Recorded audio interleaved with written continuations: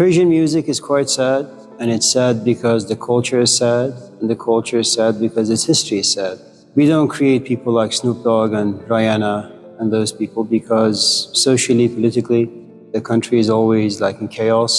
And it's very much like when you've had a traumatic childhood, especially when it comes to like intimate relationships, it's difficult to form relationships that have depth and are continuous because there's a good amount of fear that lives inside you. So if I was to take you back in time, Iran was kind of invaded by the Greeks, then by the Romans, then by the Afghans, then by the Turks. Then you have the French, the English, and right now, Americans. And so when you've had a culture where for the past few thousand years, it's always lived under the tyranny of invaders, you always create music that becomes an expression of what has happened to you. So if you happen to be sad, you kind of write sad poetry and you play sad music. If you happen to be in a happy mood, you write about how wonderful life is. And it's not that Persians don't have happy music, they do, but if you pay close attention to the way people sing it and the way people play it instrumentally, there is a good amount of sadness that lives inside the music.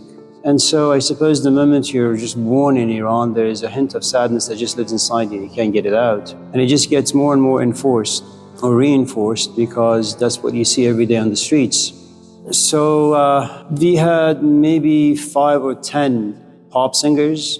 And by pop, I don't again mean like Rihanna and Snoop Dogg or Justin Timberlake. And then I remember one day I was listening to Sattar, who was one of my favorites. He had just this silky voice. And not everyone was allowed to sing. You had to have a very, I suppose, silky, beautiful voice that would please the ears, It's only today that all sorts of junky people can sing with like awful voices. And so one of my favorites, whose name was Sattar, just found one of his audio cassettes, and it was in remembrance of some guy, I forget his name, and he was singing traditional music. And it's an interesting phenomenon because one person can actually change the course of your life depending, on how or what that person does and who he is. It's like without Cristiano Ronaldo, I suppose I would have never been interested in soccer again, and without Bjorn Borg, I would have never been interested in tennis. And you always need a vehicle. You need someone to inspire you towards something. Without that person, you will never get there. And so I said, man, if my favorite singer, pop, singer Sattar can inspire me to, if he's singing traditional music, maybe I can too. So from that point on, I started training for traditional music. And they take maybe 5 lines of the poetry of Hafiz or Rumi and Sa'di, and that 5 lines, it takes about maybe 45 minutes to start and to finish. And so once I became, I suppose, passionate about the traditional music, I would go from Roseville, which is about 20 minutes above Sacramento, to San Jose 3 times a week. So 3 hours going, 3 hours coming back for a 45-minute lesson. And then I realized it's just too much of a distance.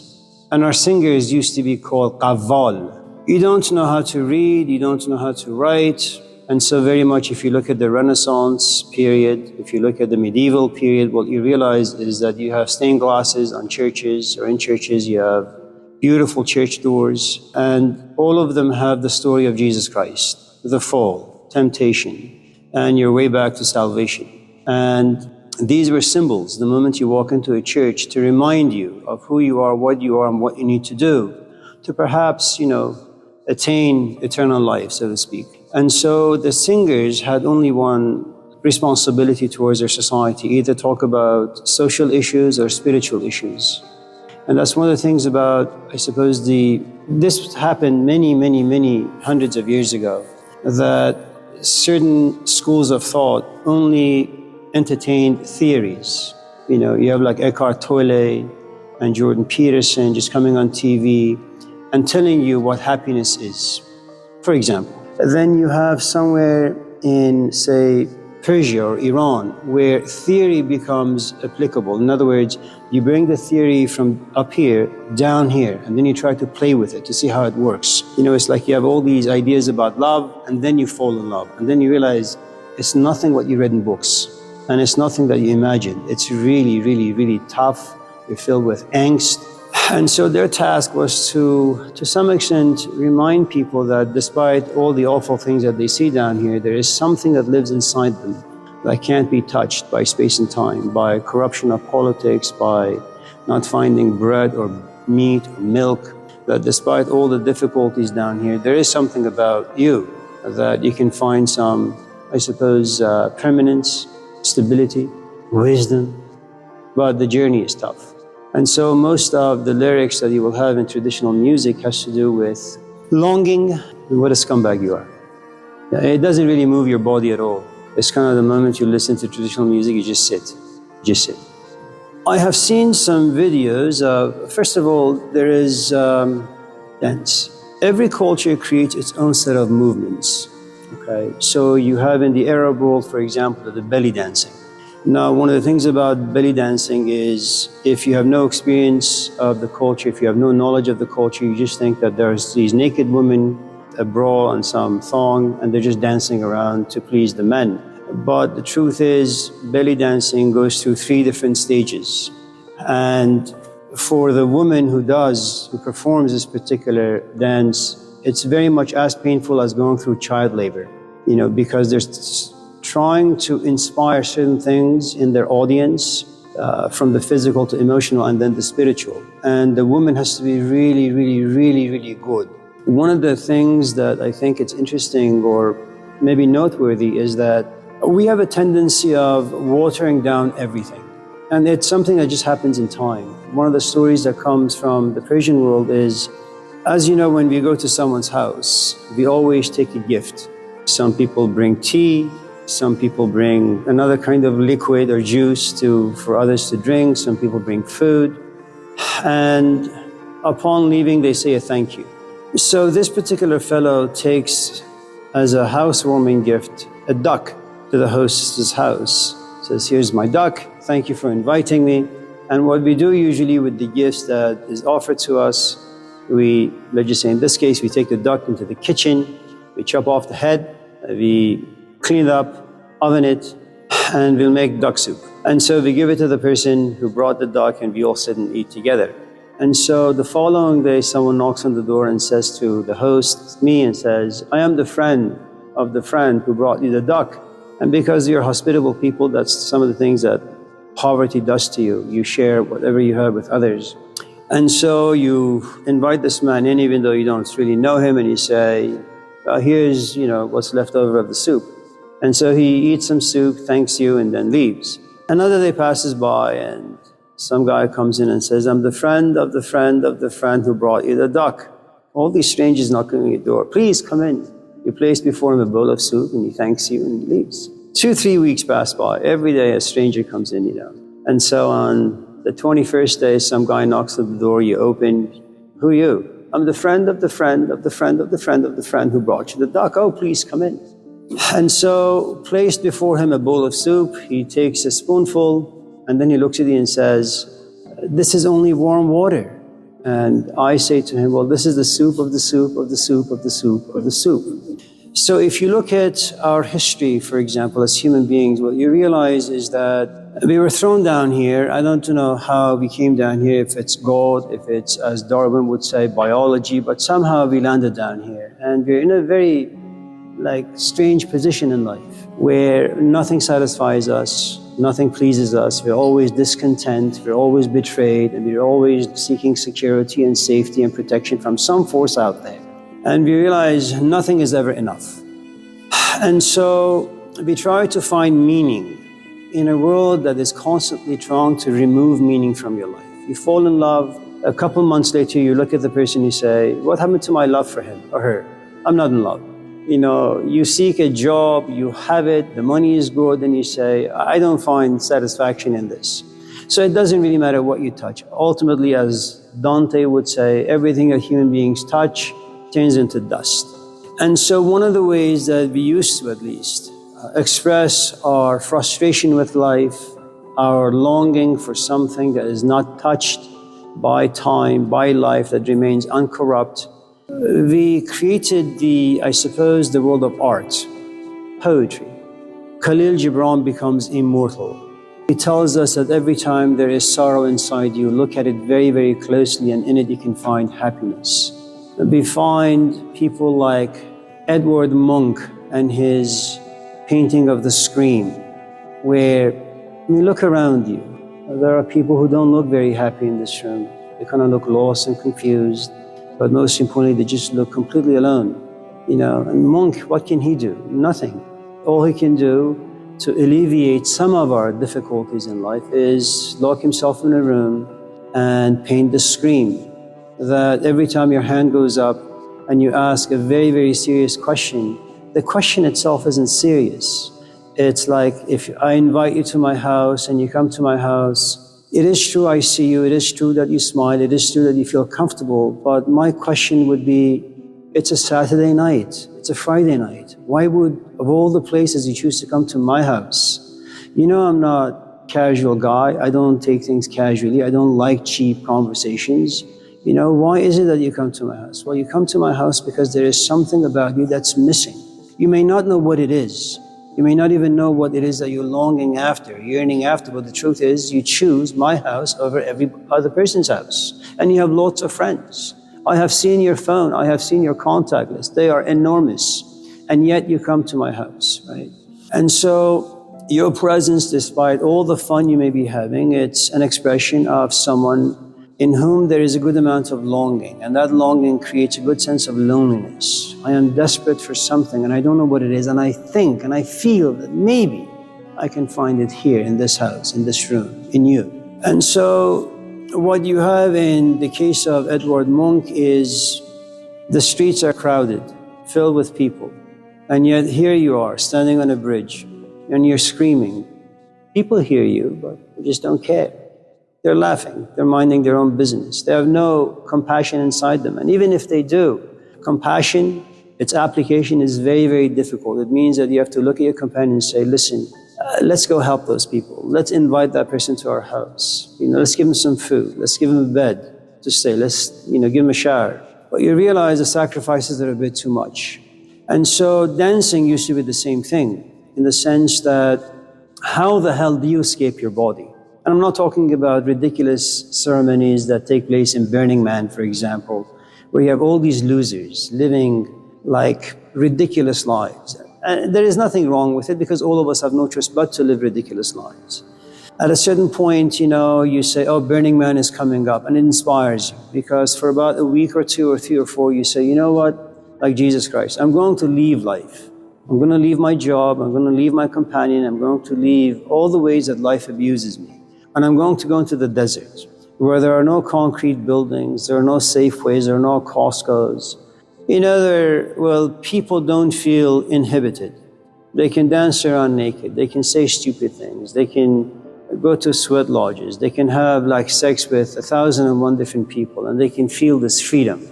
And it's a very desperate attempt to find something that is solid. But eventually you will go back to the cheap life that you had in Oakland. Just because you had a one-night stand, it doesn't mean you have a relationship. It just means you had a one-night cheap stand. And so what dancing used to do for the people of antiquity was that, you create specific kinds of music. That particular music or that piece of art was supposed to penetrate a certain part of the human psyche. And once that part inside you opens up, then organically certain parts of you begins to move. And we call it sacred dancing, or we call it sacred music, or we call it sacred art. But it is sacred. There is nothing profane about it. It's only these days now that any kind of dance is sacred and any kind of painting is valuable. But that wasn't the case for the longest time in human history. Because that's why we had cults, that there are lots of people out there who are after bread, butter, food, shelter, and clothing. And life is tough, and that's their right. But there are some people who have the privilege of not desiring to pursue food, shelter, and clothing all the time. Once in a while, or maybe a lot of times in their day, they want to find themselves in an environment where their psyche is not so much gravitated towards the physical needs, but maybe emotional needs, maybe spiritual needs. And so cults used to do that for people. So going back to your, again, question about dancing, dancing is great. It depends on the physical environment, it depends on the performers, it depends on the dancer, it depends on the music, it depends on the culture. It depends on the psychological maturity of both the musician and the person who's dancing. There are lots of factors to kind of consider. If I was to give you an example about, I don't know how many of in this class have ever heard of whirling dervishes. These are some ridiculous people that came from the Persian world, at least this particular exercise. So what you have is, you have this young man named Rumi. He was a church-going man. He was a Muslim, so he would probably go to the mosque. And he knew the Quran inside and out. And he had like 500 disciples. He was well known throughout the region. And so one day he runs into this old man, and this old man turns his life upside down. He says, yes, I know you're married, but I can see you're not in love. I know you have a boyfriend. I just know you're not in love. It's for safety and security, and that's fine. There's nothing wrong with it. And the difficulty that Rumi encountered was that he was just at the right place. In other words, there was this opening inside him. And I don't know how it happens. I think if you're still stuck on your ex, it doesn't matter how many dates you go on. There is no opening inside you. So all these people that are looking for your attention, you give them 5 seconds and then you close shop, because you keep thinking about your ex, and you keep thinking that, well, if I'm dating, it means I'm betraying my own conscience, I'm betraying the possibility of getting back with him, all those things.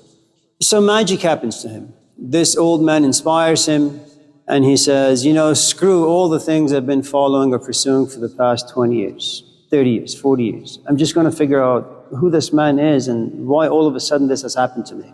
So they lock themselves up in a room for about, I think, 2 months and no more. No one knows what happened to him. No one knows what happened behind closed doors. He doesn't want to talk to his disciples. And it's kind of like falling in love with someone. Little by little, your life shrinks. You can't focus on anything. You're obsessed. You have this thing called passion. And passion is the outcome of need. And passion is a word that comes from pasco, which means to suffer. You don't suffer. You're not in pain because you want something. You don't suffer because you desire something. You suffer only because you're emotionally entangled. You need that thing and you don't know how to get it. Maybe you're shy, maybe you're conflicted, maybe you're anxious, maybe you're just confused. And all these different emotions rise to pasco, and then you lose sleep, and then you lose food, and then you lose laughter, you lose friends. And all you do is just focus on this one experience that was given to you.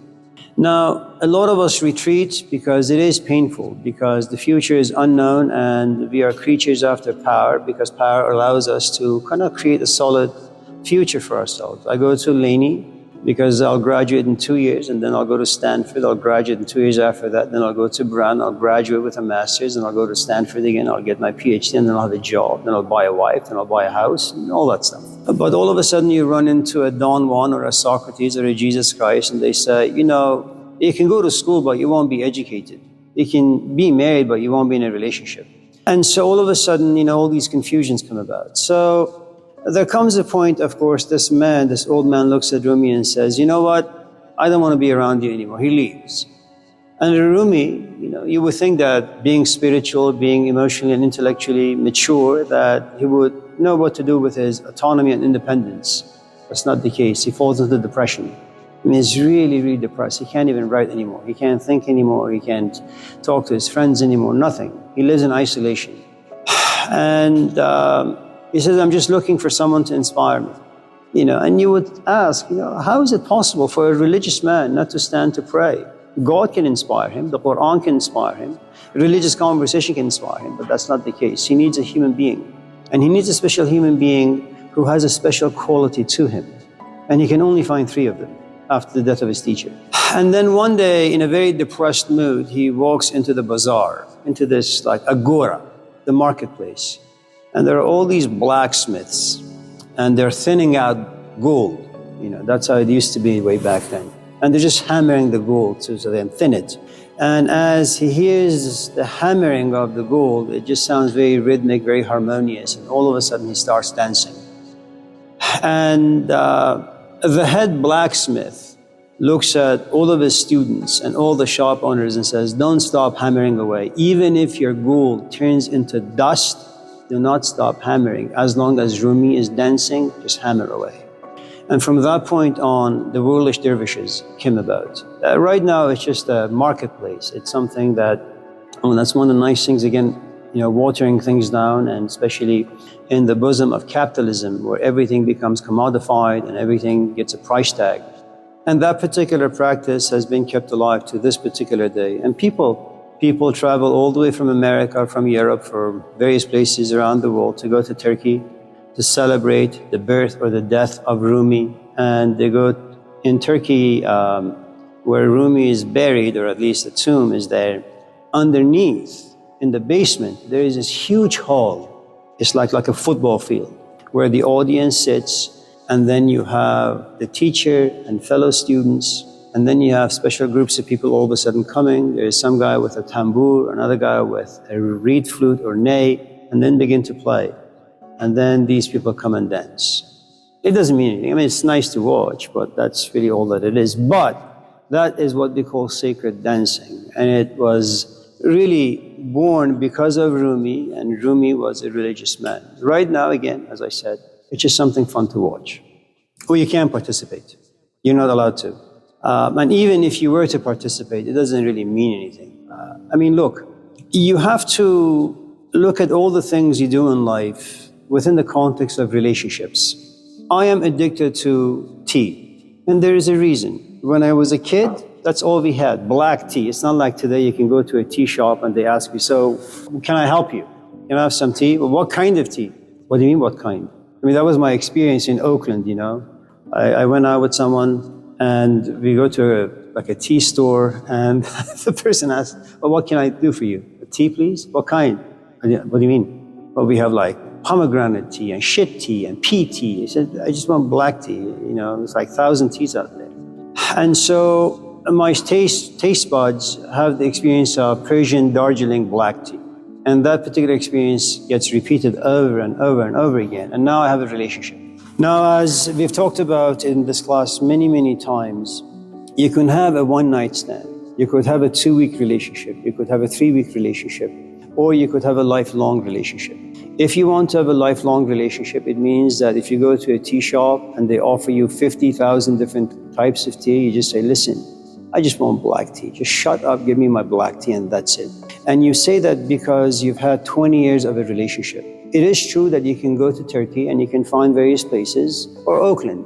There are a couple of places in San Francisco, in San Jose, and in Berkeley.